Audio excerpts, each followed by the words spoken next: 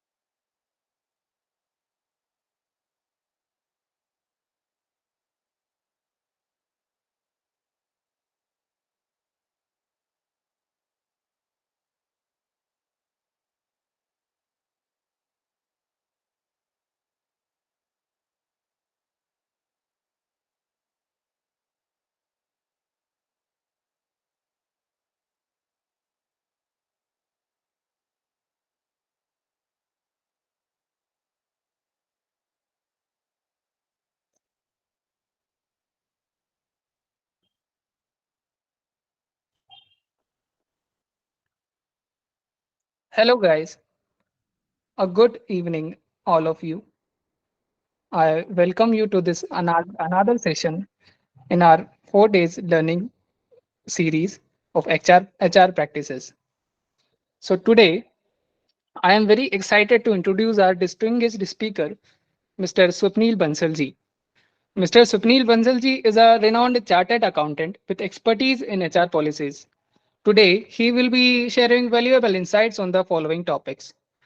First, will be regular policy updates, where you will be discovering the importance of staying up to date with the HR policies and how they impact your organization.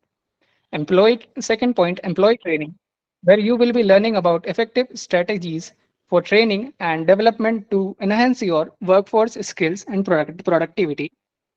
The third one will be document management, gain insights into best practices for managing HR documents efficiently and securely. And the fourth one will include reporting mechanism, which will in which you will be exploring different reporting mechanism to track HR performance and make informed decisions. So we are in for an informative session, guys. So let's make the most of it. Please feel free to ask questions and engage in discussions during the presentation. So without further ado, I'll hand it over to Mr. Swapnil Bansal. Over to you, Mr. Bansal ji. Thanks, Tarun, for the introduction. Thank you, everyone, for joining on a Sunday evening. I hope the session is informative for you guys to take back a good lesson and which you can implement in your professional journey. I'm sure there must be students, there must be some HR professionals, and some industry leaders in the session. So we'll keep it very simple. I'll be briefing you both in Hindi and English, जिससे कि सभी को बात समझ आए. जितना simple हो सकेगा उतना सिंपल रखने की हम कोशिश करेंगे. हम इसको 3 सेक्शंस में करते हैं, जहाँ की हम पहले जनरल कंप्लायंस एंड पॉलिसीज की बात करेंगे, फिर कुछ निटी-ग्रिटीज में जाएंगे और एंड में we can take your questions. So I'll just share my screen with you.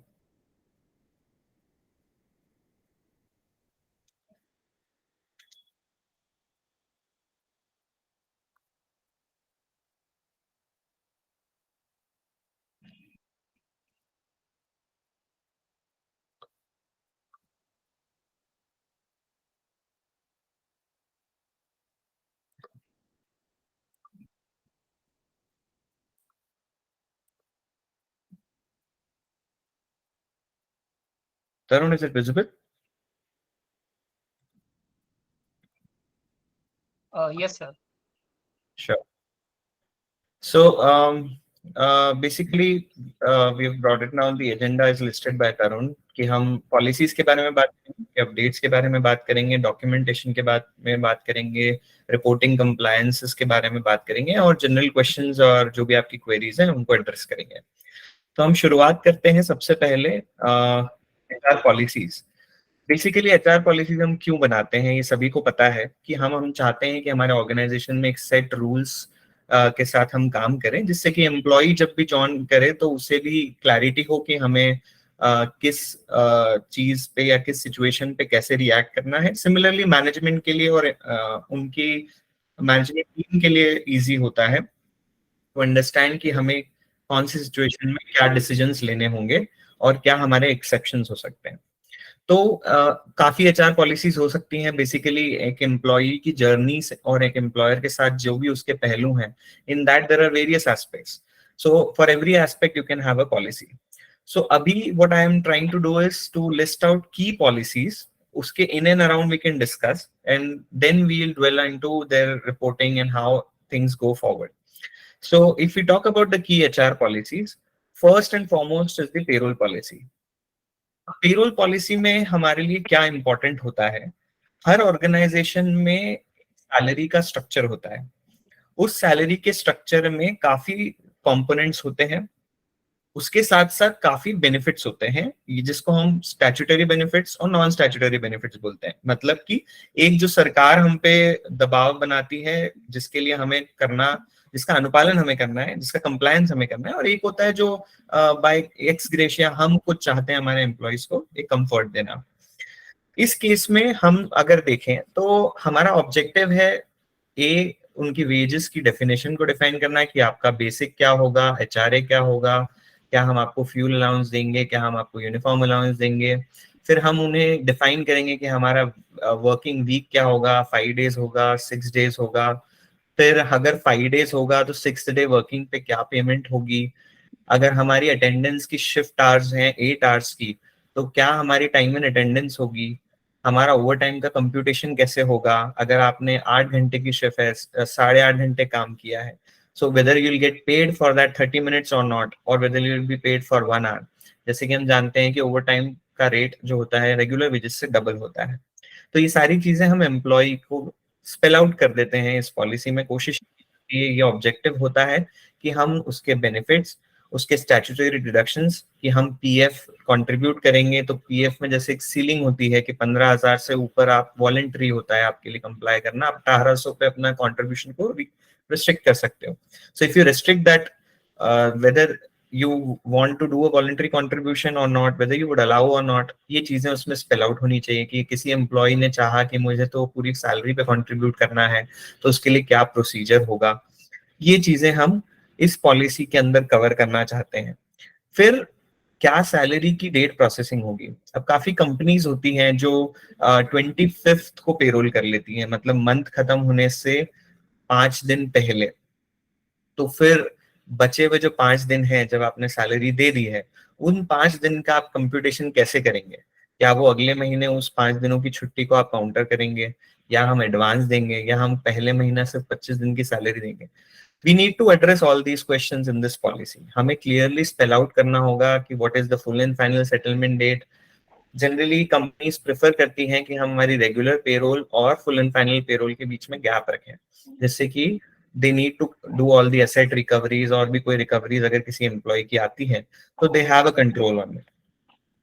तो इसके लिए काफी जरूरी होता है. और दूसरा, किसी भी पेरोल पॉलिसी में या किसी भी पॉलिसी में हमें एक एक्सेप्शंस का सेक्शन होता है. एक्सेप्शंस क्यों डिफाइन करने चाहिए, क्योंकि अब एक तरीके से आप एक्सेप्शंस डिफाइन भी नहीं कर सकते, क्योंकि यू डोंट नो कि वो एक्सेप्शन किस नेचर का होगा. इसीलिए यहाँ पे एक क्लॉज छोड़ा जाता है कि अगर इस पॉलिसी में जो भी चीजें स्पेल्ड आउट है, उसके अलावा अगर कोई सिनेरियो आता है, तो वो सिनेरियो को टैकल कैसे किया जाएगा. एक तरीका तो ये हो सकता है that you go to the HR manager और योर एचआर लीडर, और you go to the CEO और to the CFO for the approval of that matter और to take opinion on that. तो वो delegation of responsibility we need to spell out clearly. And this is the policy जो हमें हमारे employees को जब induction किया जाता है, when it is the first day of their employment, we should clearly explain all the HR policies to them. Then these policies should be hosted on a common platform, कि आप Google drive पे, अगर आपकी company में intranet है तो वहां पे रख सकते हैं, या आप अपने एम्प्लॉइज को एक एम्प्लॉय हैंडबुक मेल पे सेंड कर सकते हैं, क्योंकि हार्ड कॉपी कई बार it's very difficult to carry, and work from home scenarios भी होते हैं. तो इससे एम्प्लॉइज को कभी भी कोई क्वेरी आती है तो they can readily refer to these policies. और अगर हम उन्हें समझा दें तो वो पॉलिसीज को इंटरप्रेट करने में कोई प्रॉब्लम उन्हें नहीं होती. Otherwise misinterpretation can create lot of confusion in any organisation for both the HR and the employee. Next हम जिस पॉलिसी की बात कर रहे हैं वो पॉलिसी होगी अटेंडेंस एंड लीव पॉलिसी. अब पेरोल के बाद पेरोल की कंप्यूटेशन के बारे में हमने बात किया कि उसके अराउंड पॉलिसी को हमने ड्राफ्ट किया कि एम्प्लॉय को क्या कॉम्पनसेशन मिलने वाली है, वो कैसे कैलकुलेट होगी, कब पे होगी, कैसे पे होगी. Now we are dwelling upon another policy which is the attendance leave policy. अब आप सभी को पता होगा कि हर स्टेट में लीव रूल्स अलग होते हैं. कई स्टेट्स में प्रिविलेज लीव होती है, कहीं पे अर्न लीव होती है, कहीं पे कैजुअल लीव होती है, कहीं पे सिक लीव डिफाइंड होती है, और फेस्टिवल लीव्स होती है.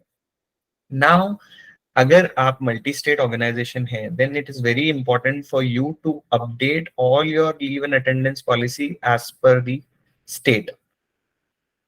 And if you don't do that, then it is difficult for you to understand that whether if I am in Madhya Pradesh, मेरे ऊपर क्या लीव रूल्स लागू होंगे, if I am in Maharashtra तो मेरे ऊपर क्या लीव रूल्स लागू होंगे.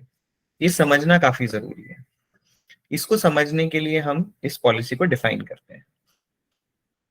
अटेंडेंस इसमें क्यों शब्द इस्तेमाल किया गया है, बिकॉज लेट्स से काफी कंपनीज हैं जहां पे पंच होता है time, and employees have their cards to swipe in, right? So in that case, they need to understand कि if I come 15 minutes late, whether I'll be getting the full attendance or there will be any penalty or how it will work for me. इस तरीके से उन्हें ये policy मदद करती है. Secondly, हमारी जो भी लीव्स हैं, उनकी जो भी लिमिट्स हैं, उन्हें हमें डिफाइन करना होता है. डिफाइन एज इन, हमारी अगर ये अर्न लीव है, अब जैसे एक होता है कि हमें हमारे ऊपर जो भी एक्ट लागू है, जैसे कि फैक्ट्रीज एक्ट, शॉप एक्ट, तो that case you have a definition in the law कि आपके वो इतने महीने काम करने पे इतनी लीव्स अक्रू होंगी.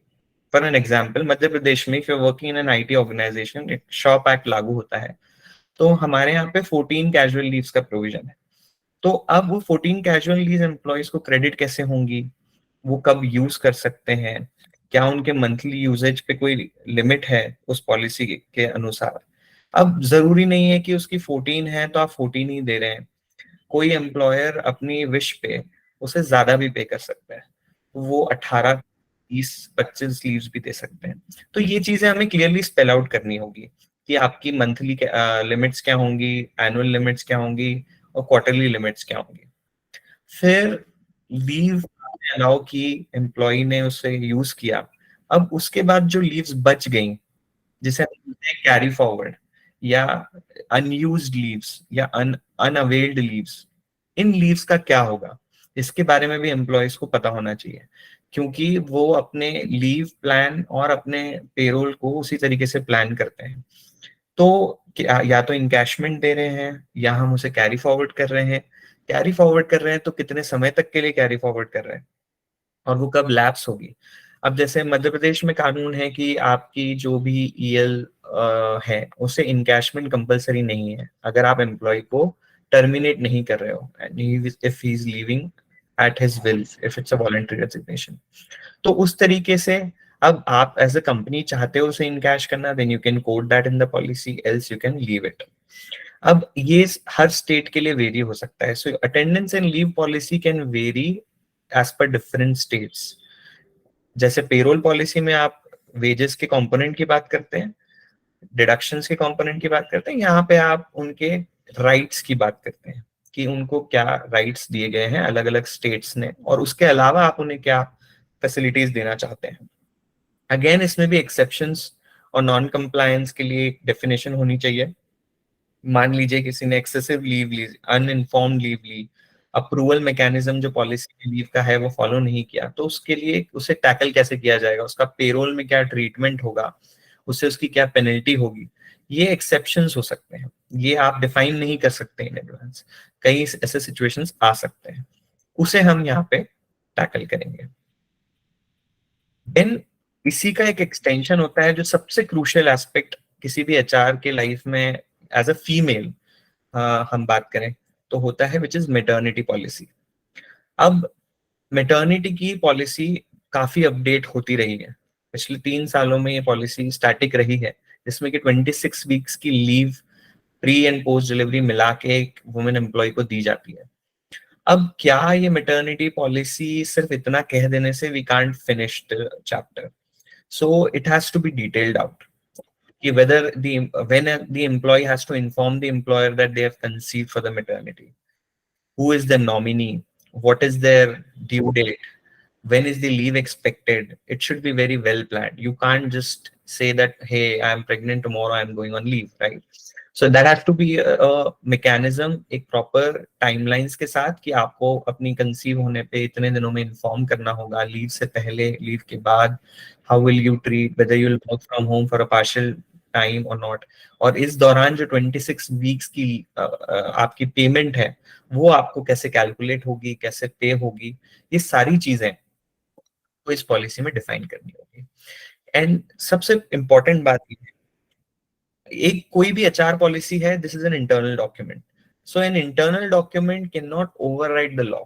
यू कांट से कि लॉ में 26 वीक लिखा है लेकिन मैं मेरी मेटर्निटी पॉलिसी में 18 वीक्स लिखूं, then the employee can file a complaint also कि हमारी पॉलिसी ही लॉ से इन लाइन नहीं है, कंप्लायंट नहीं है। तो ये पॉलिसी को ड्राफ्ट करते समय आपको काफी ध्यान रखना चाहिए। वैसे तो हर पॉलिसी में ध्यान रखना चाहिए क्योंकि हर जगह पे रेगुलेटरी रिक्वायरमेंट से पॉलिसी बन रही है, तो काफी उसमें अपडेशंस और ये डे टू डे बेसिस पे आते रहते हैं। जैसे आप पेरोल पॉलिसी की बात कर रहे हैं, अब मिनिमम वेजेस जो जहाँ पे एम्प्लॉय की सैलरीज काफी लो होती है, 10,000, 11,000, 12,000, अनस्किल्ड, सेमी स्किल्ड, वहां पे हर स्टेट के अलग अलग साइकिल होते हैं। जैसे मध्य प्रदेश में अप्रैल और अक्टूबर में ये वेजेस रिवाइज होती हैं, पंजाब में ये एनुअली रिवाइज होती है, महाराष्ट्र में ये 6 मंथली रिवाइज होती है। तो you need to keep on tracking. अब मान लीजिए कि आपका कोई एम्प्लॉय पेरोल पॉलिसी के अनुसार आपकी मिनिमम वेजेस से नीचे चला गया after the revision, so you need to be on track. Otherwise उस पीरियड में you will be non compliant. Next हमारी पॉलिसी आती है एंटी सेक्सुअल हैरेसमेंट पॉलिसी। इस पॉलिसी के बारे में हमारी इंडस्ट्री काफी अनअवेयर है और काफी नॉन कंप्लायंट है। ये सब एक एम्प्लॉय ऑर्गेनाइजेशन के लिए सबसे महत्वपूर्ण पॉलिसी है। ये सबसे इम्पोर्टेंट क्यों है? क्योंकि आजकल वुमेन हर ऑर्गेनाइजेशन में है और वुमेन के राइट्स को प्रोटेक्ट करने के लिए ये पॉलिसी बनाई गई है। अब harassment is a very sensitive topic, so क्या हैरेसमेंट का मीनिंग होगा ये भी हमें पॉलिसी में डिफाइन करना चाहिए। कौन इसके केसेस देखेगा? तो posh committee, prevention of sexual harassment committee बनाने का एक प्रावधान होता है जिसके तहत एक इंटरनल कंप्लेंट्स कमिटी बनती है। तो वो कंप्लेंट कमिटी के बारे में इंफॉर्मेशन सारे एम्प्लॉयज को दी जाती है कि आप कभी भी कोई भी हैरेसमेंट के केस में इन मेंबर्स से बात कर सकते हैं। आपकी जो भी डिस्कशन होगी वो कॉन्फिडेंशियल होगी। ये सारे मेंबर्स से एक अंडरटेकिंग ली जाती है। इसका एक पूरा मैकेनिज्म, पूरी स्ट्रक्चर को रेडी किया जाता है। इसकी भी इम्पैक्ट्स काफी सीवियर हो सकते हैं। अगर आपके पास एक एंटी सेक्सुअल हैरेसमेंट पॉलिसी नहीं है और एक फंक्शनल कमिटी नहीं है तो आपके ऊपर कानूनन कार्रवाई भी हो सकती है अगर आपके यहाँ कोई हैरेसमेंट के केस में मिसहैंडलिंग होती है। ये हैरेसमेंट का केस जरूरी नहीं है सिर्फ फीमेल के साथ हो, this is for both the genders. Now इसके अपील मैकेनिज्म क्या हो जिससे कि किसी के राइट्स प्रोटेक्टेड रहे, इसमें कोई गलत कंप्लेन ना आए, मिस इन्फॉर्मेशन ना हो, उसे कैसे प्रोटेक्ट किया जाए, every aspect has to be covered in this policy. इसकी कुछ ड्राफ्ट पॉलिसी सरकार ने भी जारी की हुई है जो आपको फॉलो करना चाहिए।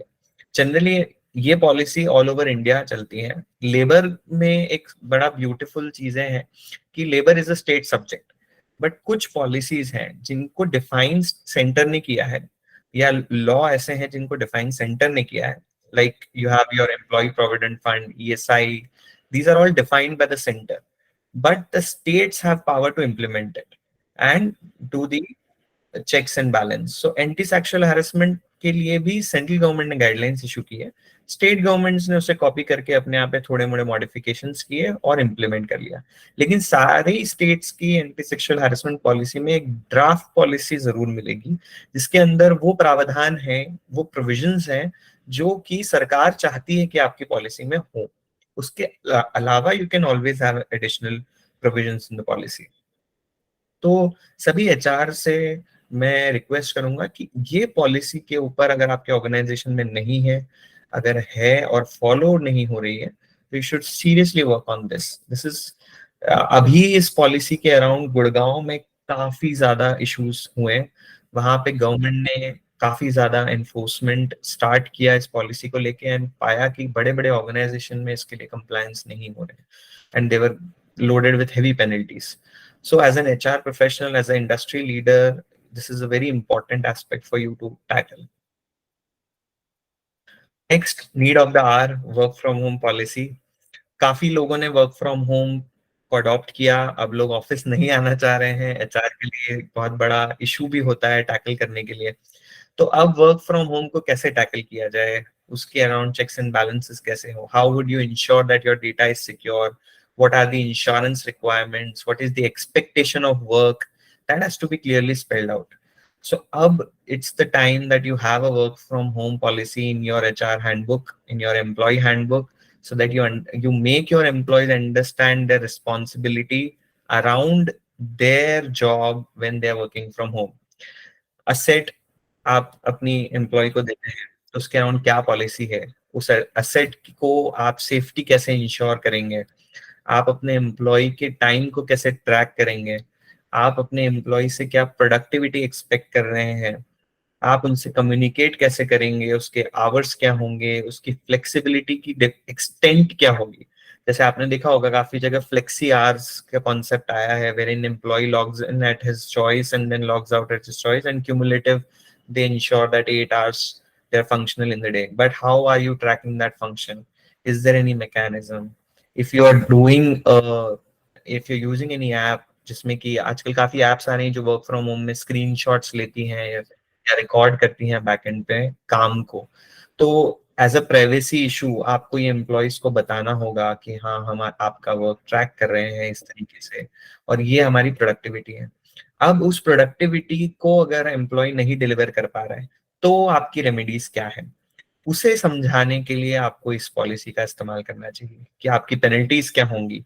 आप वर्क फ्रॉम होम कर रहे हो but work out from home out of India नहीं कर सकते, ऑन अ हॉलीडे नहीं कर सकते, या करते हैं तो उसके क्या इम्प्लीकेशंस होंगे, उसकी क्या पेनल्टीज होंगी, ये सारी चीजें आपको इसमें डिफाइन करना होगी। और अगर आप उसे ऑफिस बुलाना चाहते हैं तो उसकी डेज क्या हो सकते हैं, उसे कितने महीने में कुछ दिनों के लिए ऑफिस अगर आना है, कहीं कमी कंपनी से हाइब्रिड मॉडल किया है कि हम मंडे और वेंसडे आपको ऑफिस बुलाएंगे। तो ये की पॉलिसी है अगेन जो आपके इंडक्शन प्रोग्राम का हिस्सा होना चाहिए।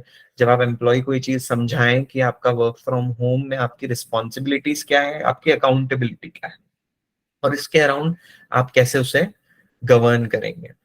जब आप ये एम्प्लॉयज को क्लियरली समझा देते हैं तो वहां पे there is no room for complain on the side कि हाँ हमें ये चीज के बारे में पता नहीं था, and it creates very conducive environment for the HR to tackle the employees.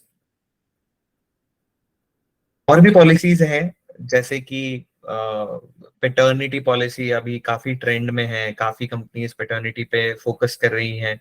ESOP policies होती हैं जहां पे आप कितना स्टॉक ऑप्शंस दे रहे हैं, स्टार्टअप्स के लिए काफी बर्निंग इशू है। ईसॉप पॉलिसी की अंडरस्टैंडिंग एचआर को भी उतनी नहीं रहती है, एम्प्लॉय को भी नहीं रहती है। Owners founders stock options announce कर देते हैं इन्वेस्टर्स के साथ, बट किसी पता नहीं होता कि उसे इम्प्लीमेंट कैसे करेंगे जब तक कि वो ईसॉप का डॉक्यूमेंट उनके हाथ में नहीं आता। तो वो हमें पहले से प्लान की जा सकती है। इस तरीके से और भी पॉलिसीज हो सकती हैं। परफॉर्मेंस इंप्रूवमेंट की पॉलिसी आजकल काफी लोग प्रिपेयर कर रहे हैं क्योंकि एम्प्लॉयज परफॉर्म नहीं करते हैं, आप उन्हें टर्मिनेट नहीं कर पाते हैं, तो आप उसे वेल स्पेल आउट कर दें अगर पहले ही, तो वो आपके लिए it is very helpful. So I can take questions around these policies in the Q&A round after my presentation. अब हम आगे बढ़ते हैं इन पॉलिसीज के डॉक्यूमेंटेशन और उनके अपडेशंस के ऊपर। एक बड़ा सा हम एक चार्ट रिवीजन हिस्ट्री आप नीचे देखेंगे, ये हम we craft in every policy. So हर पॉलिसी के फेज डॉक्यूमेंट के बाद, जैसे हम स्कूल्स में पढ़ते थे राइट कि कंटेंट का पेज होता था, कंटेंट के पेज के पहले एक वर्जन का पेज होता था। This is that version page. Why this is important is कि कल को मान लीजिए if you have a payroll policy, आपने उसमें मिनिमम वेज डिफाइन की है, now the minimum wage has changed, government का कोई नोटिफिकेशन आया, so if you change that policy then you should define that okay version 1.0 was issued, now 1.1 is issued, and uska change kya tha, who prepared that, who reviewed it, and who approved it. कल को ये भी हो सकता है कि भाई policy में तो आपने सारी चीजें लिख दी, पर उस पॉलिसी को रन करना, उस पॉलिसी को बनाने की रिस्पॉन्सिबिलिटीज क्या है, वो एचआर हैंडबुक का पार्ट होता है। ये हमें इसीलिए लिखना जरूरी होता है कि एम्प्लॉयज को भी समझ आना चाहिए whether I am looking at the correct policy, when was that updated. And अगर आपके इंटरनेट पे आप पॉलिसीज रख रहे हो, अगर आप आपके मेल पे सर्कुलेशन कर रहे हो, तो आप जब भी रिविजन कर रहे हो you should ensure that your HRMS triggers an intimation to your employees that hey this policy has been revised, kindly refer to the revised version, और उसकी एक version revision की यहाँ पे detailed entry होनी चाहिए, so that the management, the HR people and the employees all are in sync that when these policies were updated. So version number is key and the change description. जिस जो हिस्से को आपने change किया, you can refer that paragraph, refer that clause, and put the version number and put the date of effectiveness of that change. That is very important. और जब आप इसे इंडक्शन प्रोग्राम में भी समझाते हैं तो आप लेटेस्ट वर्जन लेके समझा सकते हैं। एचआर में भी काफी नॉलेज गैप होता है when there is a transition, तो हैंडओवर जब एचआर करते हैं एक दूसरे को, उस समय ये चीज काफी इंपॉर्टेंट होती है। आप ये भी अपने वर्क प्लेस पे देख सकते हैं कि आपने कहीं अभी ज्वाइन किया या आप काफी समय से वहां काम कर रहे हैं, लेकिन आपने इन पहलुओं पे ध्यान नहीं दिया कि हमारी पॉलिसी तो है, but when was that policy updated last. अब आप फाइंड करेंगे कि कोई पॉलिसी 2017 में अपडेटेड है या 19 में अपडेटेड है, या किसी ने उस पर ध्यान ही नहीं दिया कि हमें उसे अपडेट भी करना चाहिए, then it is your responsibility to ensure that the management is aware of the fact and you revise the policy and you keep a proper revision history in that policy. तो काफी policies में you can implement the documentation part, जैसे कि काफी register maintenance होते हैं, काफी तरीके के फॉर्म मेंटेन करने होते हैं, तो वहां पे आपके लिए ये चैलेंज होता है कि हमें क्या मेंटेन करना है, क्या नहीं मेंटेन करना है। तो इसी एचआर पॉलिसी, जिसको हम एम्प्लॉय के लिए बोलते हैं, उसका एक बैकएंड बन जाता है जो एक एचआर प्रोफेशनल के लिए होती है। जैसे कि मैटरनिटी पॉलिसी में आपने एम्प्लॉय के लिए तो स्पेल आउट कर दिया, अब आपने लिखा कि एम्प्लॉय जो है वो एक्स डेट को हमें बताएगा कि उसे लीव लेनी है, तो 3 days एडवांस नोटिस है, 4 days है, वो एचआर को या अपने फंक्शनल मैनेजर को रिक्वेस्ट भेजेगा। तो उस केस में एचआर का रोल क्या होगा? अगर वो मैटरनिटी ले रही है तो एचआर को कहाँ पे उसे लॉग करना है, क्या फॉर्म्स उससे भरवाने हैं, ये चीज एक बैक एंड डॉक्यूमेंट होगा, जो एक मिरर डॉक्यूमेंट जिसको हम बोलते हैं, जो एचआर प्रोफेशनल्स के लिए होता है, जिसे हम एचआर हैंडबुक बोलते हैं। जब भी हम ट्रांजिशन करते हैं पुराने एम्प्लॉय और नए एम्प्लॉय के बीच में, जो कि एचआर फंक्शन में है, तो it is very important that we have an HR handbook, जो कि सारी डॉक्यूमेंटेशन गाइडलाइंस को लेआउट करती है और अपडेशन गाइडलाइंस को भी लेआउट करती है, जिससे कि आपका नया एम्प्लॉय जब भी एचआर फंक्शन ज्वाइन करता है उसके लिए इजी होता है to follow the procedures and to implement the policies. क्योंकि आपने पॉलिसी बना तो दी, but how would you implement it, who knows that, right? Every HR is not equipped with that knowledge. Even the fresh graduates or fresh postgraduates in the MBA HR stream, they are not taught well enough in the school or colleges that these skills are also required. What are the compliances? तो एक book का knowledge और एक ये जब practical guide आपके हाथ में होती है तो बहुत इंपॉर्टेंट होती है। काफी जो मल्टीनेशनल कंपनीज होती हैं वहां पे आप ये प्रोसीजर्स ग्लोबली लेड आउट देखेंगे, तो वो अपने जियोग्राफी के हिसाब से सब जगह की पॉलिसीज अलाइन करते हैं और एक स्टैंडर्ड सेट ऑफ डॉक्यूमेंट, जिसको हम स्टैंडर्ड ऑफ प्रोसीजर भी बोलते हैं कई जगहों पे, वो एक मैनुअल बोले, आप एचआर हैंडबुक बोले, एचआर मैनुअल बोले, स्टैंडर्ड ऑफ प्रोसीजर बोले, अलग अलग नाम हो सकते हैं, there can be various abbreviations, but this is important. और इसके revisions are most important.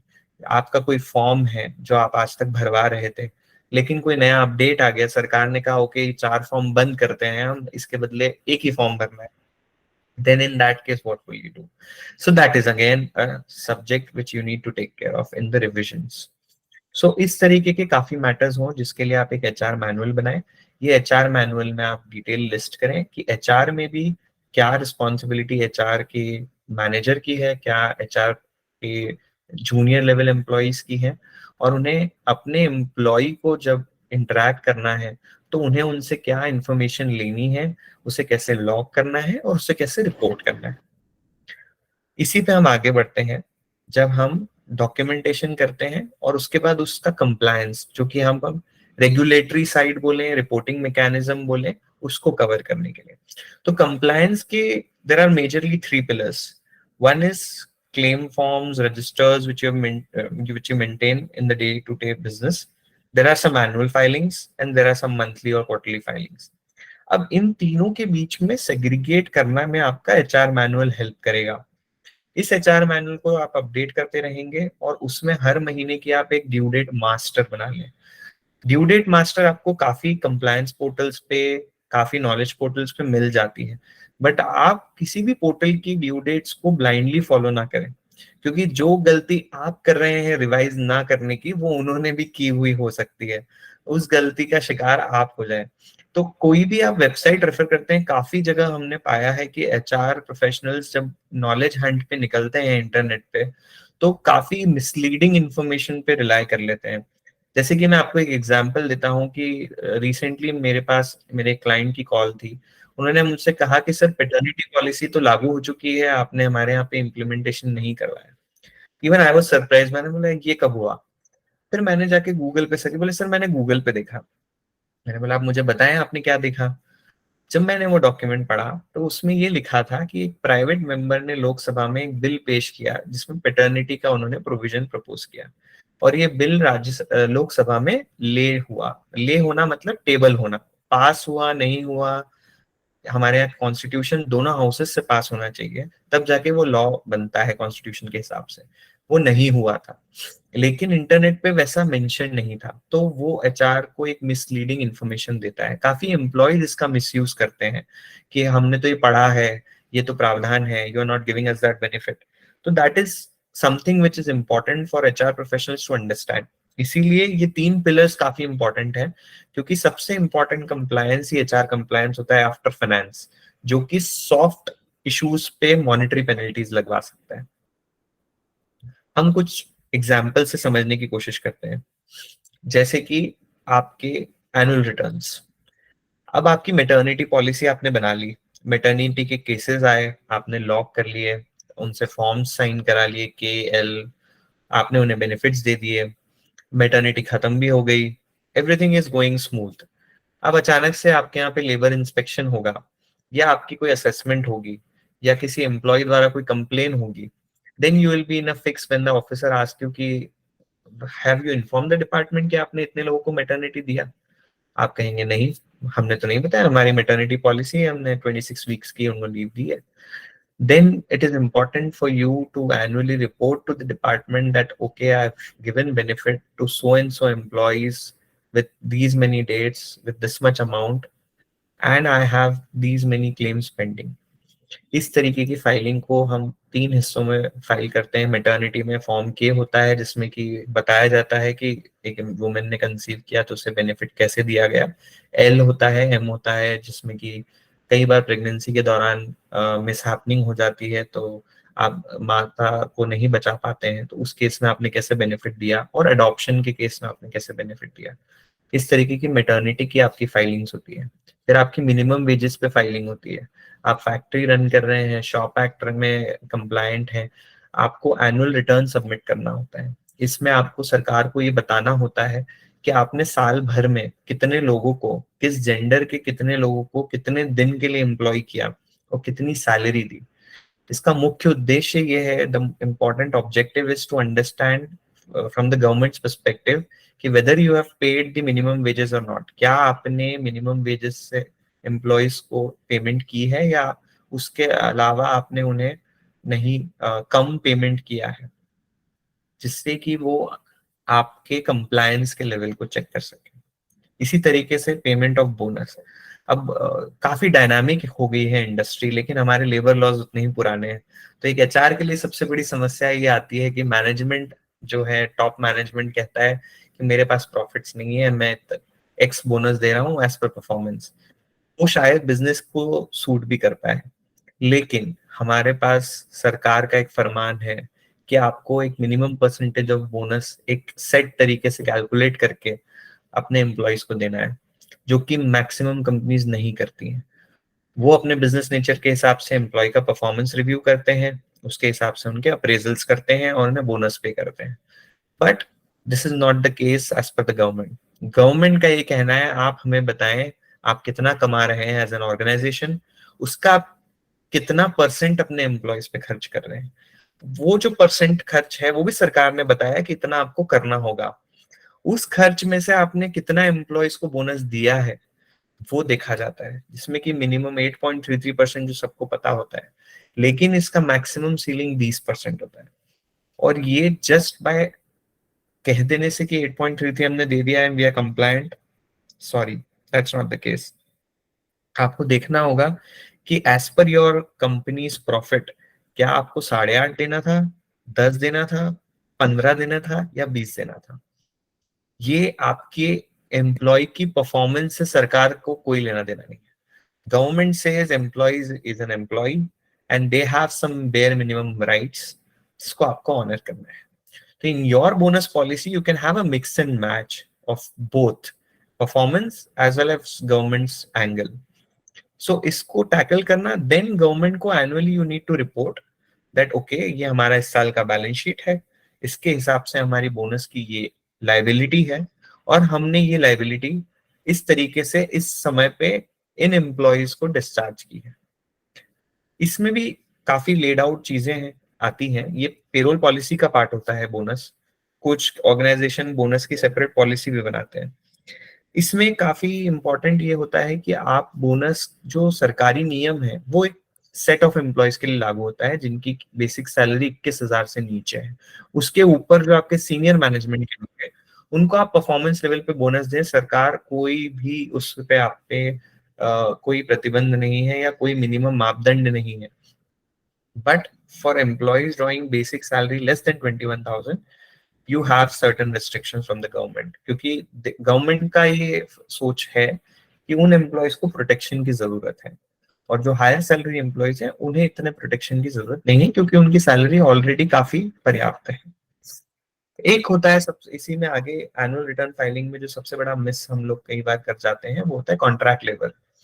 Contract labour का सिंपल सा मतलब ये है कि एक आपकी टर्म होती है कि हमने किसी एम्प्लॉय को कॉन्ट्रैक्ट पे हायर किया एज एन इंडिविजुअल, नहीं, यहाँ पे बात की जाती है आपके ऐसे कॉन्ट्रैक्टर की जो आपके यहाँ पे मल्टीपल एम्प्लॉयज को एम्प्लॉय कर रहा है, और आप उसे एक लमसम पेमेंट कर रहे हैं, वो सैलरीज जो है अपनी पॉकेट से अपने एम्प्लॉयज को दे रहा है। एग्जाम्पल के तौर पे आपके पास सिक्योरिटी गार्ड एजेंसी होती है, आपके पास हाउसकीपिंग एजेंसी होती है, आपके पास इलेक्ट्रिकल मेंटेनेंस एजेंसी जो इन हाउस होती है। इसमें जनरली आप देखते हैं कि आप एक एजेंसी को कॉन्ट्रैक्ट दे देते हैं, उससे मैंडेट्स फिक्स हो जाते हैं, 2 या 3 लोग जो भी अग्रीड है वो आपके यहाँ काम करने लगते हैं, बट उनका पेरोल आप नहीं देखते हैं, वो कॉन्ट्रैक्टर देखता है।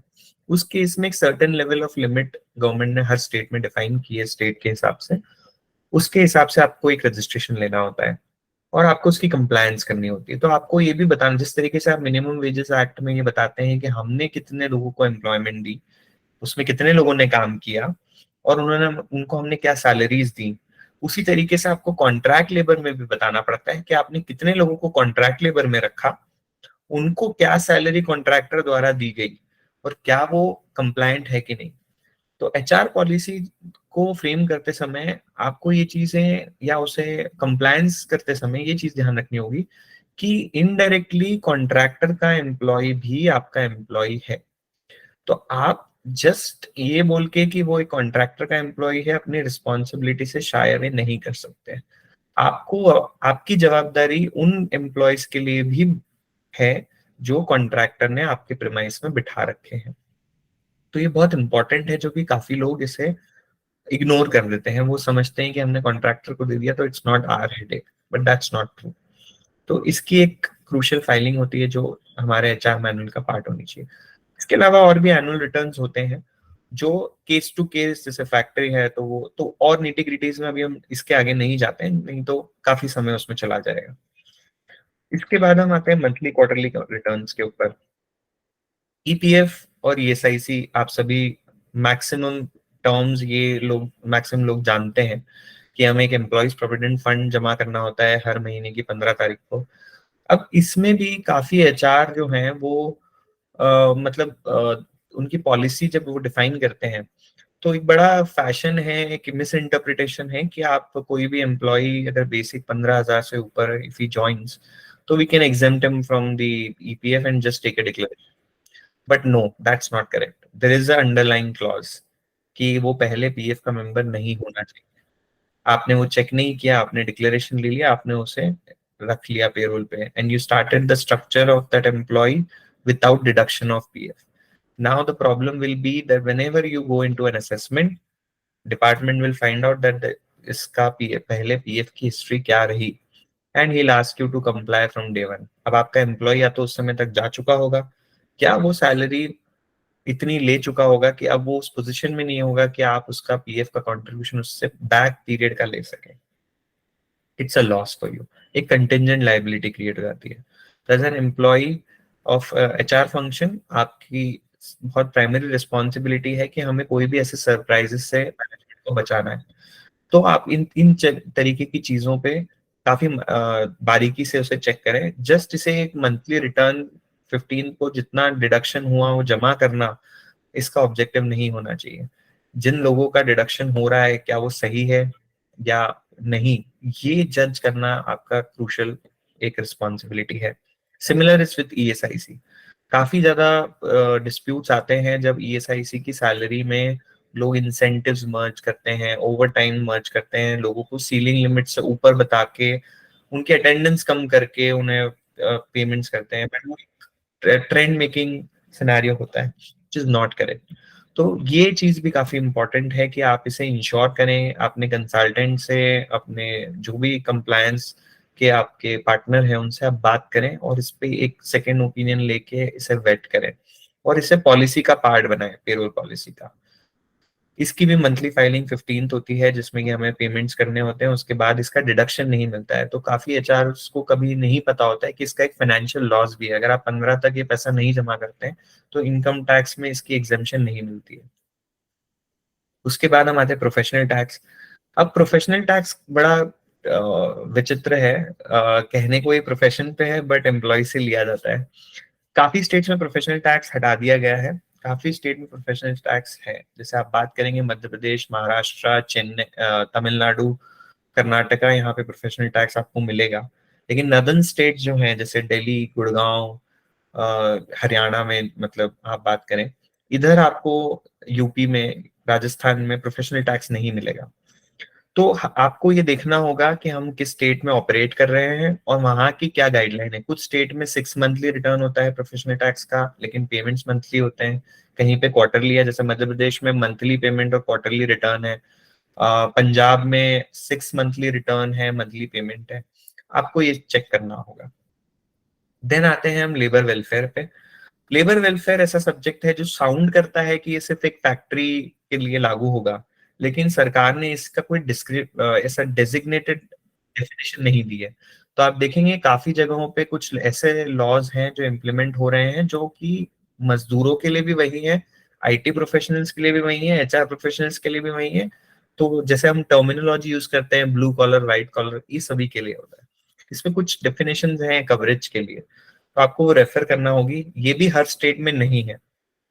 जिन स्टेट्स में है वहां की आपको कंप्लायंस और deduction from the employee ensure करनी होगी, और जहां नहीं है वहां you can leave it as. Again इसकी फ्रीक्वेंसी अलग स्टेट में अलग है। एमपी में इट्स हाफ ईयरली, हरियाणा में इट्स हाफ ईयरली, महाराष्ट्र में it's quarterly. So depends, you need to be very careful while defining your HR manual, किस स्टेट में आपको ये कब कंप्लायंस करनी है। नेक्स्ट आते हैं रजिस्टर्स एंड क्लेम फॉर्म्स। अब काफी मसला एक होता है कि ग्रेचुइटी जब आप एम्प्लॉय को पे करते हैं, कई बार होता है कि एम्प्लॉय 4.5 साल 5 साल कंप्लीट किया, उसने डिजाइन किया, आपने ग्रेचुइटी पे कर दिया, डन एंड डस्टेड। नो, आप जब उसे ग्रेचुइटी पे कर रहे हैं उससे पहले क्या आपने उससे ग्रेचुइटी रिक्वेस्ट का एक स्टैट्यूटरी फॉर्म भरवाया? आपने उस जब ग्रेचुइटी पे की तो एक फॉर्म एल होता है जो सरकार को भी दिया जाता है और एम्प्लॉय को भी दिया जाता है, क्या आपने वो दिया? ये चीज बड़ी इंपॉर्टेंट है, क्योंकि आपको आपका कोई भी किया हुआ पेमेंट तब तक मान्य नहीं होगा जब तक कि वो स्टैट्यूटरी फॉर्म्स में it goes to the government and the copy goes to the employee. तो फ्यूचर की लिटिगेशंस, एफएनएफ डिस्प्यूट्स को अवॉइड करने के लिए this is important. Similarly salary register, काफी कंपनीज में सैलरी रजिस्टर के अलग अलग फॉर्मेट होते हैं, अलग अलग आपकी पेरोल के स्ट्रक्चर्स होते हैं, बट कुछ मिनिमम रिक्वायरमेंट्स हैं सरकार की, जिसमें कि they want you to have set of information which is mandatory. So you need to assess कि हमारी वो मैंडेटरी सेट ऑफ इंफॉर्मेशन हमारे सैलरी रजिस्टर में है या नहीं। अदरवाइज कभी भी हम उसको प्रेजेंट करते हैं किसी भी अथॉरिटी के सामने तो वो सही नहीं होता है। देन आता है पे स्लिप्स। अब काफी कंपनीज पे स्लिप्स इशू ही नहीं करती हैं, वो रिकॉर्ड में रख लेती हैं and then whenever the employee asks तो वो पे स्लिप उन्हें दे देते हैं, अदरवाइज वो पे स्लिप नहीं शेयर की जाती। इससे होता ये है कि कई बार जब एम्प्लॉय और आपके डिस्प्यूट होते हैं तो एम्प्लॉय बड़े मिसलीडिंग क्लेम्स लगाते हैं। जैसे कि फॉर एग्जांपल आपने उनसे सैलरी तय की 25,000, उस समय बात हुआ कि आप पीएफ से बाहर हैं, आप ईएसआईसी से बाहर हैं, सो हम आपको 25,000 पे कर रहे हैं। नाउ किसी महीने आपने उनको 18,000 पे किया क्योंकि उनकी लीव थी या अटेंडेंस में एब्सेंटिज्म था, इसी महीने आपने पूरा 25,000 पे किया।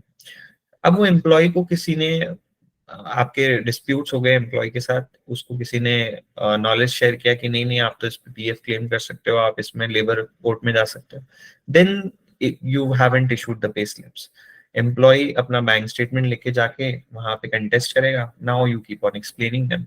यहीं पे अगर आप पे स्लिप लेते, जैसे फैक्ट्रीज में होता है, वो एक सैलरी देते समय रजिस्टर पे साइन कराते थे पहले, अब आपका बैंक ट्रांसफर है तो वो सैलरी रिसीट की एक्नॉलेजमेंट तो है आपके पास, पर उसकी कंप्यूटेशन कैसे हुई वो आप एम्प्लॉय को जरूर दें। उससे दो फायदे हैं, आपने एम्प्लॉय को क्लियरली स्पेल आउट कर दिया कि ये आपकी सैलरी थी, इसके हिसाब से आपको ये पेमेंट हुआ है, तो फ्यूचर के डिस्प्यूट्स नहीं होते हैं। प्लस फुल एंड फाइनल के समय पे आप जो पेस्लिप इशू करते हैं उस सेटलमेंट पे you should take signature of the employee as well, and you should sign yourself, जिससे कि कल को फुल एंड फाइनल सेटलमेंट को कोई डिस्प्यूट ना कर सके, जिसमें टर्मिनेशन हो, वॉलंटरी रेजिग्नेशन हो सकता है, इवन डेथ के केस में उनके नॉमिनी से आप उसका सिग्नेचर लें, जिससे कि फ्यूचर में ये चीजें आपको इम्पैक्ट ना करें। Then there are other registers which you need to maintain and abstracts होते हैं। तो सरकार ने बड़ी एक पुरानी सी रिक्वायरमेंट दी हुई है कि कुछ कानून ऐसे हैं जिनका आपको एक प्रारूप, जिसको एब्स्ट्रैक्ट बोलते हैं, वो आपको अपने वर्क प्लेस पे लगाना है, जिससे कि एम्प्लॉयज वो प्रारूप को पढ़ सके। इसी प्रारूप को हमने पॉलिसी में कन्वर्ट करके एम्प्लॉयज को तो दिखा दिया, पर सरकारी नॉर्म्स को हमने फॉलो नहीं किया, तो वो हमारा एचआर मैनुअल का एक पार्ट बन गया कि हमें ऐसे कौन से एक्ट के एब्स्ट्रैक्ट्स को एक प्रोमिनेंट प्लेस पे डिस्प्ले करना है जहाँ वो एक्सेसिबल टू एम्प्लॉयज हो।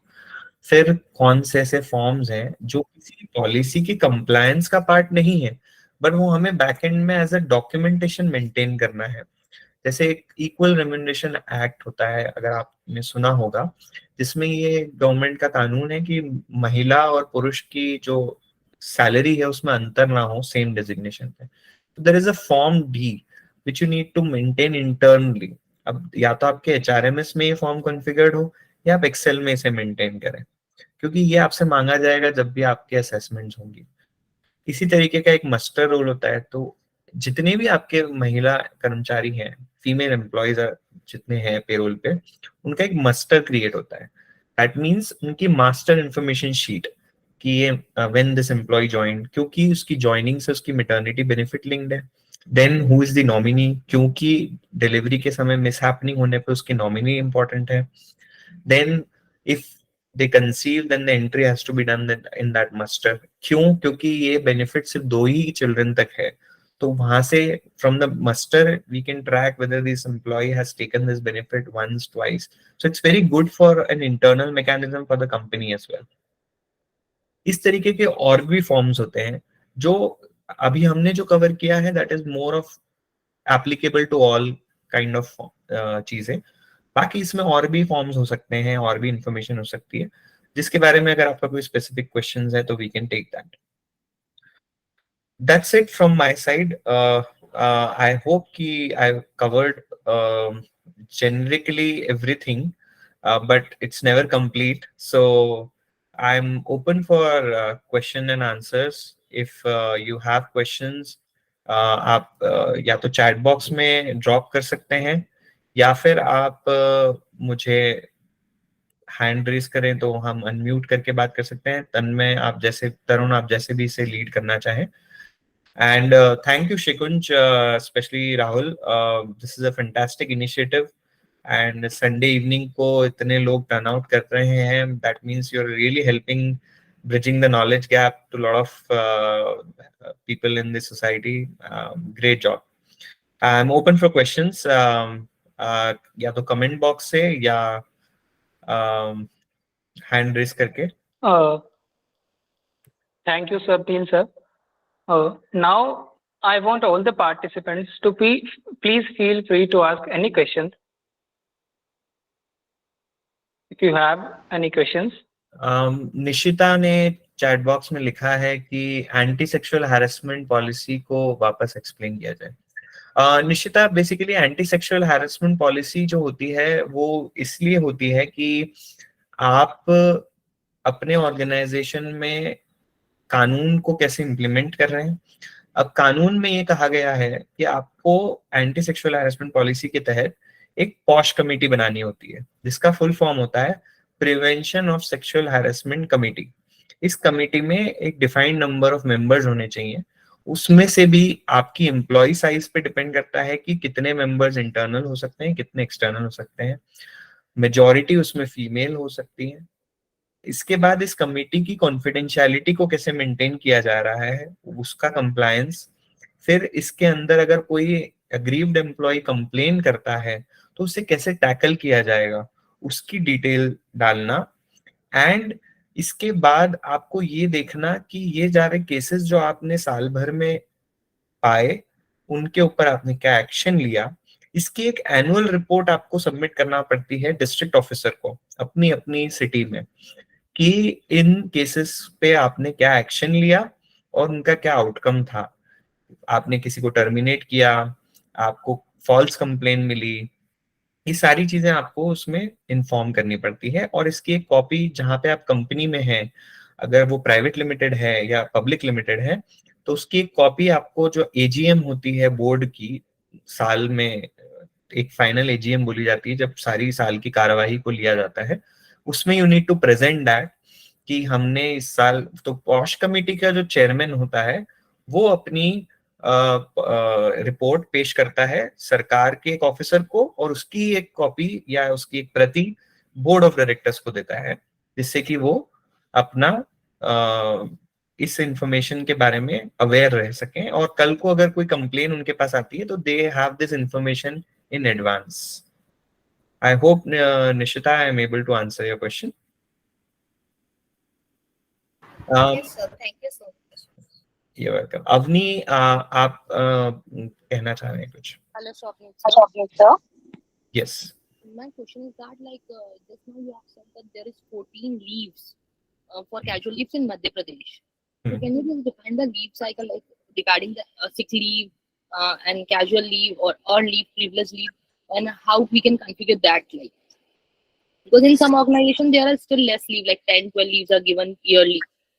So I just need to figure out that how we should prepare a leave chart for the employees so that we can benefit them as well as the organization according to the law.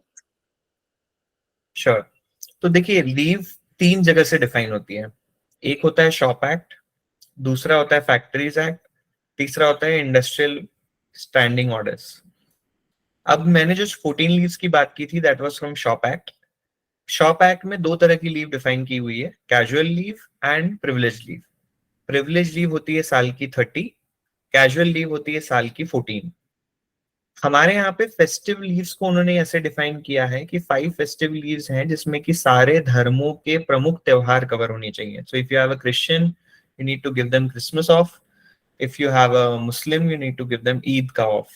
तो इस तरीके से आपको उसको define करना होता है। And there is national holiday policy, 26 जनवरी, 15 अगस्त और 2 अक्टूबर, जिसपे आपको ऑफ रखना कंपलसरी होता है irrespective of state.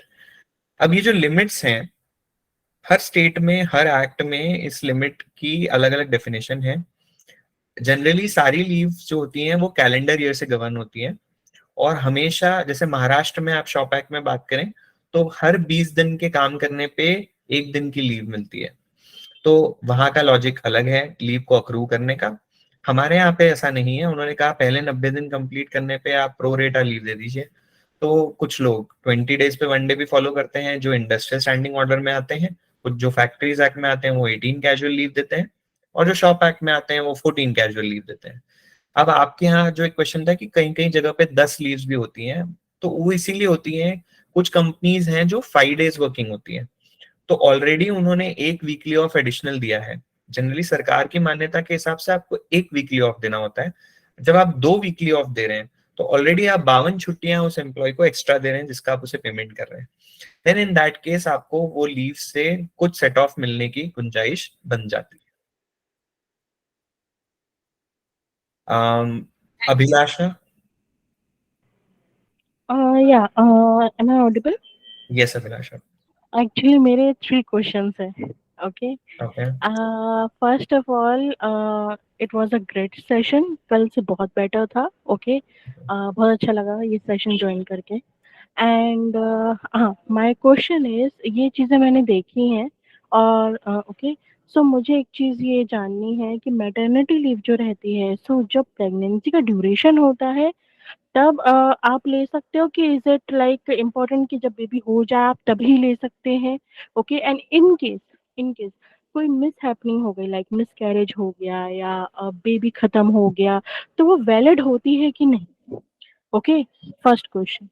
Second question is if like अगर आप ये जो आपने बात करी थी एम्प्लॉय एंड एम्प्लॉयर की, जब आपको पता है कि सामने वाला काइंड ऑफ अ मैनेजर जो है वो टॉर्चर कर रहा है, पूरी टीम को कर रहा है, पूरी कंपनी को पता है, पूरी कंपनी को पता है, still they are not doing anything about it. Okay, so like कुछ कर सकते हैं उस केस में कि नहीं? I'm a ex Byjuite by the way. Okay. Third case. Okay, मुझे ये पूछना था, फॉर एग्जाम्पल जो एक एम्प्लॉय है, ठीक है, he is working and due to some reason वो रिजाइन करता है. ओके, और उसे मतलब 10-15 दिन तो कुछ नहीं किया जाता है, बट उसकी प्लेस पे जब किसी को हायर कर लिया जाता है, सिलेक्ट कर लिया जाता है, तो नोटिस पीरियड में से टॉर्चर करके बोला जाता है कि you have to like put the mail.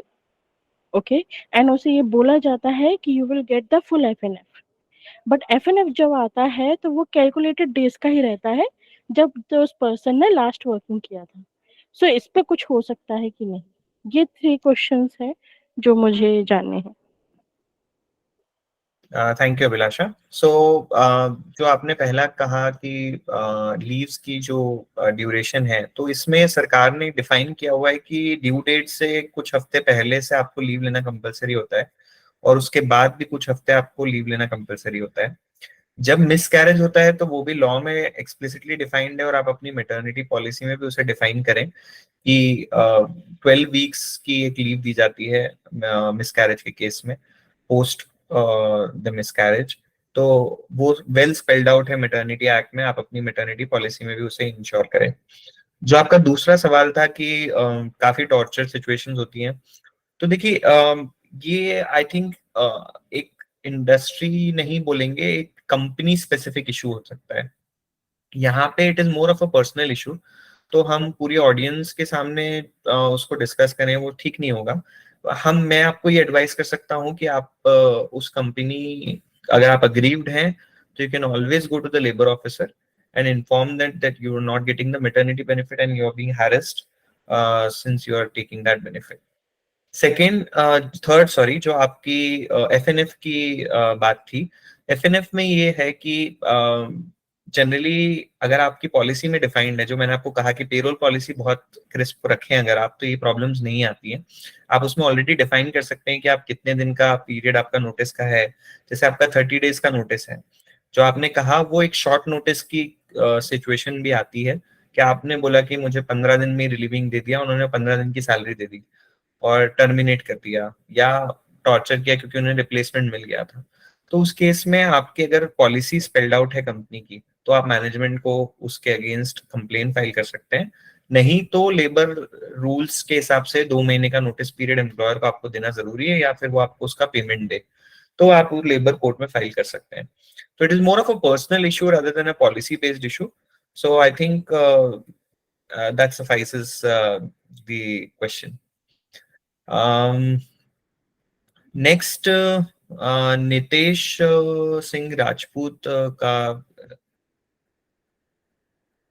Nitesh, आप कुछ कहना चाह रहे हैं? मेरी रिक्वेस्ट होगी सब थोड़ा क्रिस्प रखें तो बाकी लोगों को भी समय मिल पाएगा.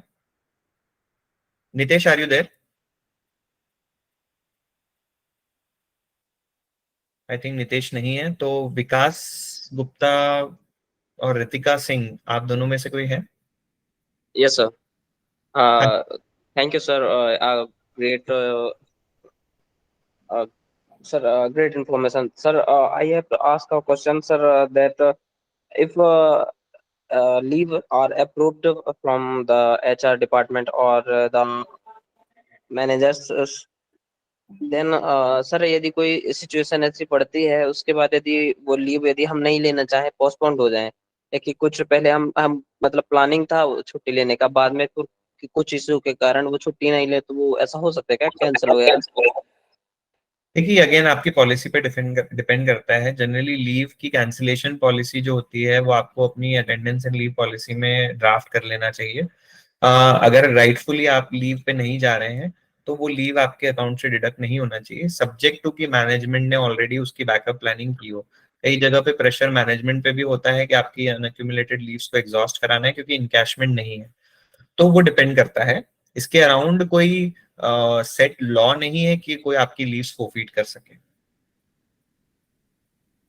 Okay sir, thank you. Ritika, आप कुछ पूछना चाह रहे थे? रितिका सिंह.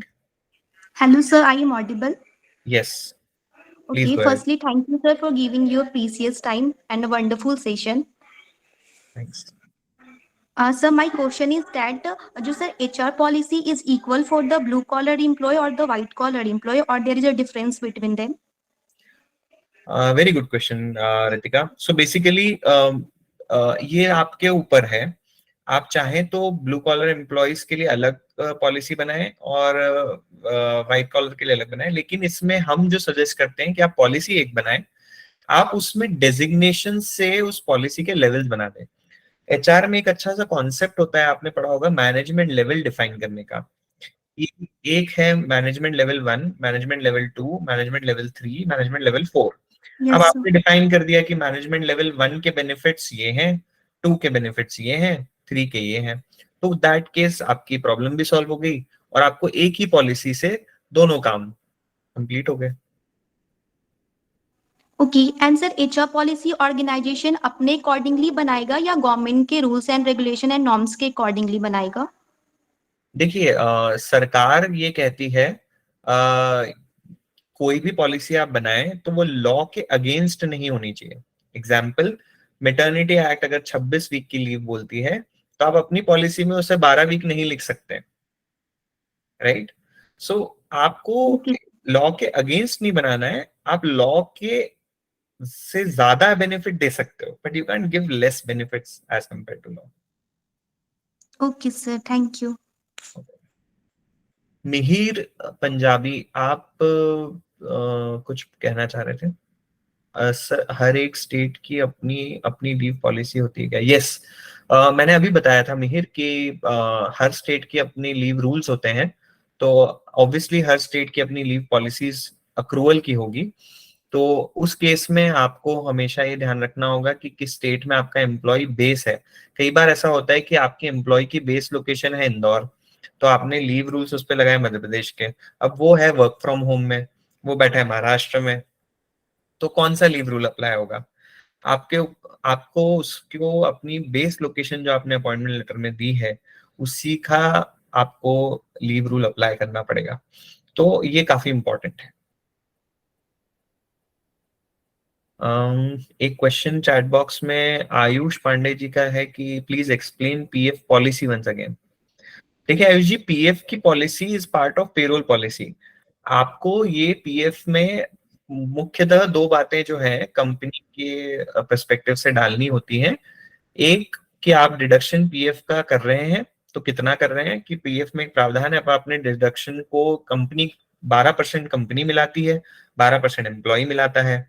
अब प्रावधान सरकार का ये है कि 12% जो एम्प्लॉयर मिला रहा है वो उसे 1800 रुपए पे रोक सकता है और उससे ज्यादा चाहे तो ना दें. अब आपको एम्प्लॉय के लिए भी और स्पेल आउट करना है कि आप उससे लेना चाहेंगे वॉलेंटरी रिक्वेस्ट. अगर वो करता है कि नहीं मुझे तो साहब ज्यादा पीएफ भरना है, मेरी सेविंग्स हो रही है, तो क्या उसका प्रोसीजर होगा. दूसरा, प्रोविडेंट फंड में 15,000 की जो लिमिट है उसको इंटरप्रेट लोगों ने गलत किया, जो मैंने आपको पहले बताया था कि कोई एम्प्लॉय आपके यहाँ ज्वाइन कर रहा है और वो 15,000 से ऊपर बेसिक सैलरी है तो आप उसे राइट अवे एग्जेम्प्ट नहीं कर सकते. देयर इज अ टेस्ट जिसके बाद आप वो सारे पैरामीटर्स को सेटिस्फाई करके ही उसे एग्जेम्प्ट कर सकते हैं. ये चीज का आपको ध्यान रखना पड़ेगा. आपका एक फॉलोअप क्वेश्चन है कि कंपनी कैन होल्ड और नॉट पे पीएफ. देन नो, लॉ के हिसाब से कंपनी आपका पीएफ होल्ड नहीं कर सकती, वो भले टर्मिनेशन का केस हो, रेजिग्नेशन का हो, डेथ का हो. आप पीएफ ऑफिस में कंप्लेन फाइल कर सकते हैं और अपने पीएफ की डिपॉजिट रिक्वेस्ट कर सकते हैं. अमित सिंह जी का हैंड रेस था. अमित जी, आप कुछ कहना चाह रहे हैं? Amit Singh Lodhi. Yes, sir. Thank you, sir, for giving me an opportunity to ask a question. Sir, I want to ask how increment an employee decided by company. Amit ji, ये आपकी पेरोल पॉलिसी का पार्ट भी हो सकता है और आप इसे अलग से एक प्रमोशन एंड इंक्रीमेंट पॉलिसी भी बना सकते हैं. इस पॉलिसी में आपको ये स्पेल आउट करना होगा कि आपने सुना होगा KRA KPI करके टर्मिनोलॉजी होती है एचआर वर्ल्ड में. की परफॉर्मेंस इंडिकेटर्स बोला जाता है उसे, KPI.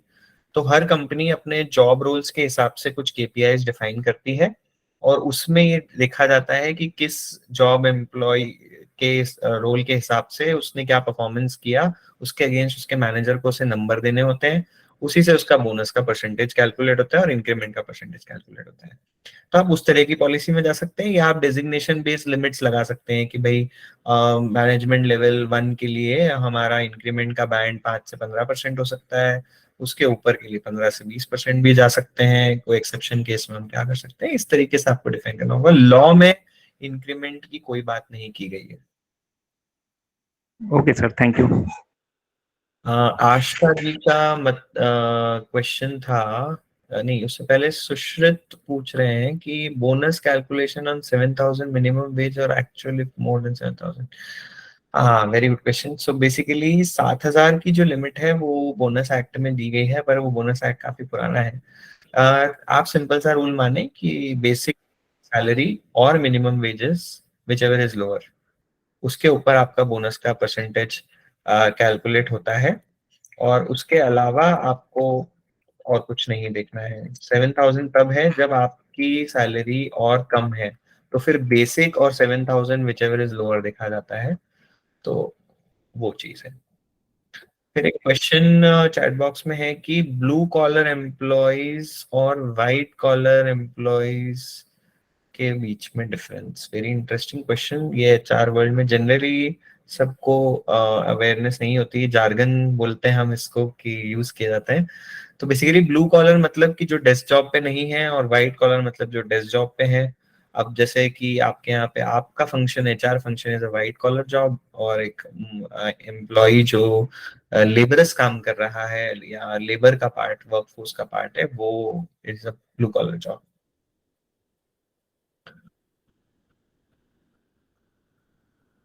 ओके, इसके अलावा मैंने कोई क्वेश्चन मिस तो नहीं किया है, if I am not wrong with the chat box. Ayush ji का आपका सीटीसी रिलेटेड क्वेश्चन है। Ayush ji, it's a personal question, I think हम यहाँ फोरम पे उसे समझाना सही नहीं होगा, तो it's more of a calculation issue. इसके अलावा I think we have covered everything. अभी किसी का कोई क्वेश्चन पेंडिंग हो तो आप हैंड रेज कर सकते हैं, otherwise I hand this over to Tarun, and thank you guys for participating in the questions. Sir, that's a recent question. Sorry, Jyotsna Tiwari, आप कुछ पूछना चाह रहे हैं? यस सर, कुछ कंपनियां ऐसी होती हैं जो डॉक्यूमेंटेशन के समय हमारे रियल डॉक्यूमेंट मांगते हैं। Is it risky for us? आप ये एज एन एचआर पूछ रहे हैं, एज एन एम्प्लॉय पूछ रहे हैं? सर अभी तो as an employee. So basically देखिए, ओरिजिनल डॉक्यूमेंट्स आज की तारीख में क्या है, मतलब आप खुद समझें। आपका आधार है, वो डिजिटली आपके पास है, एक कलर कॉपी है, तो वो प्रोटेक्टेड है। मतलब आपकी जस्ट एक कलर कॉपी ऑफ आधार कोई ले जाके एक सिम इशू करा सकता है, लेकिन उसके लिए भी ओटीपी लगता है, तो it's not a big issue. हाँ, कई जगह पे मार्कशीट्स को लेके डिस्प्यूट आता है कि ओरिजिनल मार्कशीट्स कंपनीज लेती हैं, वो एक डेथरेंस क्रिएट करने के लिए लिया जाता है कि एम्प्लॉय को हम फ्यूचर में, जैसे एक होता है ना कि हम इस चीज का डर दिखाते हैं कि हम आपको रिलीविंग लेटर नहीं देंगे, वैसे ही हम एक डर दिखाते हैं कि हम आपको आपकी मार्कशीट्स रिटर्न नहीं करेंगे, इसलिए होता है। तो आप मार्कशीट्स वगैरह की कॉपी या उसकी सर्टिफाइड कॉपी सबमिट कर सकते हैं। बाकी ओरिजिनल डॉक्यूमेंट्स आई थिंक कोई रिक्वायर्ड होता नहीं है, क्योंकि ओरिजिनल आप कैसे सबमिट कर सकते हैं, मतलब सिवाय मार्कशीट्स के I don't think there is a original document वाला कोई इशू। ये भी आपकी पेरोल पॉलिसी का पार्ट होता है कि आपकी जो ज्वाइनिंग पॉलिसी, जो एचआर मैनुअल है, उसमें लेआउट होता है कि आपकी ज्वाइनिंग फॉर्मेलिटीज क्या होंगी।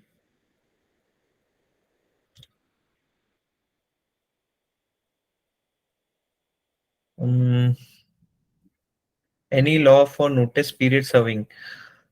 बेसिकली नोटिस पीरियड का standard clause industrial standing order से लिया जाता है। 2 मंथ्स से 3 मंथ्स तक का समय होता है, depending on the job role. अगर कोई टर्मिनेशन का केस होता है तो भी एम्प्लॉयर को 2 महीने की नोटिस की सैलरी देनी होती है, पर ऑन द कॉन्ट्ररी एम्प्लॉय से वो सैलरी रिकवर करना थोड़ा मुश्किल होता है। तो कई कंपनीज ने शॉर्ट नोटिस रिकवरी बोल के स्टार्ट किया है कि आप अगर फुल नोटिस सर्व नहीं करते हो तो हम बैलेंस पीरियड का आपसे रिकवरी बताते हैं। तो लॉ के हिसाब से इट्स 2 months और 3 months, कहीं कहीं पे डिफरेंट लॉ डिफरेंट स्टेट के हिसाब से। Field sales employee comes under which collar? देखिए, फील्ड सेल्स एम्प्लॉय अगर आपके लोअर सैलरीड एम्प्लॉयज हैं तो ब्लू कॉलर में आएंगे, अगर वो स्किल्ड हैं तो वो व्हाइट कॉलर में आएंगे। सर, क्या सभी लेवल की पेमेंट सेम होती है क्या किसी देश में? जापान में किया ऐसा? मैं आपका क्वेश्चन समझ नहीं पा रहा हूँ। लेवल के हिसाब से पेमेंट सेम नहीं होती है, स्किल लेवल के हिसाब से पेमेंट मिनिमम डिफाइन होती है, सेम तो करा नहीं जा सकता।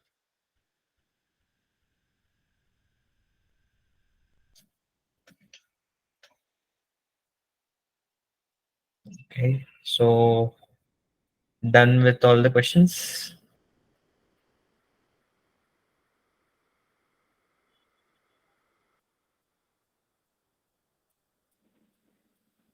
Okay. So there is another question. If any employee didn't serve any notice period, then can company take action? इसमें दो प्रावधान है। अगर आपने अपने अपॉइंटमेंट लेटर या एम्प्लॉयमेंट कॉन्ट्रैक्ट में डिफाइन किया हुआ है कि आपका notice period x number of days का है, तो आप उसे सिविल केस फाइल कर सकते हैं और आप अपनी उसकी सैलरी भी होल्ड कर सकते हैं। और अगर आपने ये मेंशन नहीं किया है तो उस केस में आपका थोड़ा सा क्लेम कमजोर हो जाता है। इसीलिए वो शॉर्ट नोटिस रिकवरी लोगों ने स्टार्ट की। अगर आप 15 दिन कम नोटिस सर्व कर रहे हैं तो 15 दिन की सैलरी आप एम्प्लॉय से रिकवर कर रहे हैं।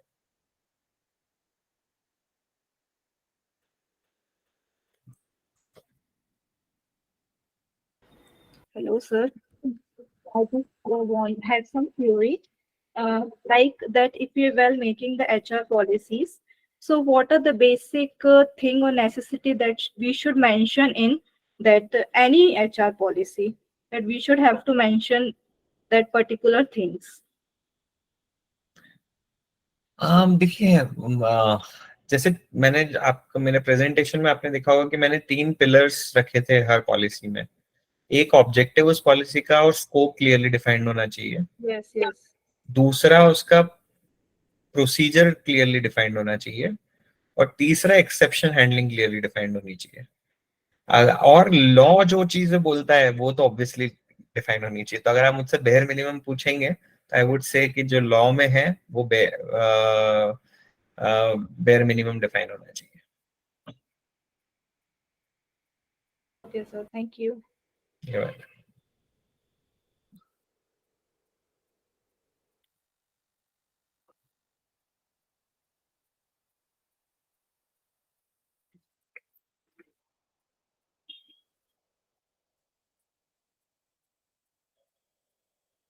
Okay, guys. So if anyone has any more questions, you can ask Swapnil sir.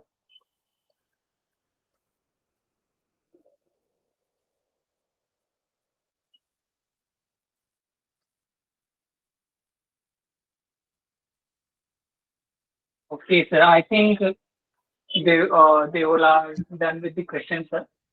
So I want to thank you, Mr. Pankaj sir, for sharing your expertise with us today.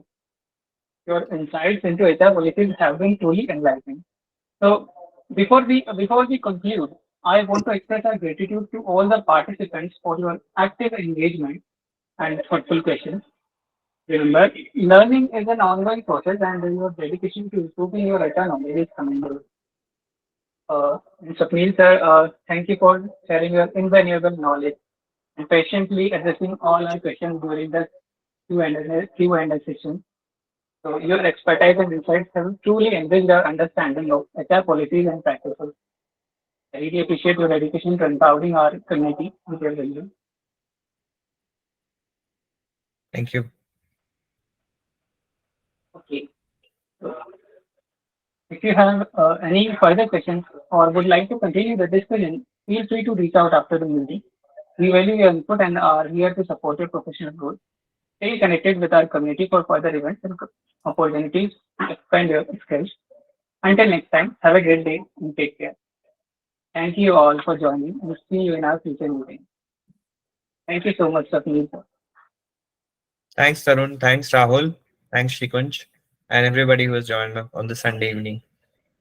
Good night. Have a good night, sir.